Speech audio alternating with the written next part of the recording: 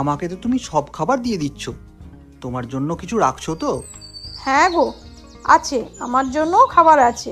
তুমি এখন চুপ করে খাও তো, আমি একটু পরে খাবো। তা খাবার পরে না খেয়ে চলো না একসাথে খেয়ে ফেলি।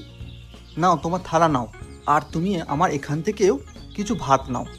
ঠিক আছে, দাও, আমাকে একটু অল্প করেই দিও। হ্যাঁ গো, কাল আমাকে মনে করিয়ে দিও, জনি দাদার বাড়িতে যেতে হবে, তার কাছে 200 টাকা পাই। তা তুমি তার কাছ থেকে কিসের টাকা পাও? ওই যে ধানগুলো তো জনি দাদাই নিয়েছেন, আর বলেছেন সন্ধ্যায় তার বাড়ি গিয়ে বাকি টাকা নিয়ে আসতে।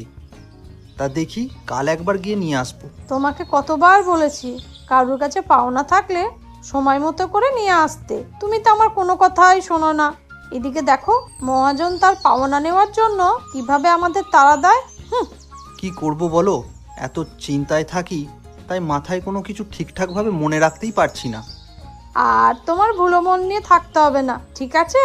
কাল বরং আমি তোমাকে মনে করিয়ে দেবো, বিকালে কিছু পিঠে বানাবো তোমার জন্য। আহা, শুনে আমার মন ভরে গেল। আমার লক্ষ্মী বউ, তোমাকে অনেক ধন্যবাদ।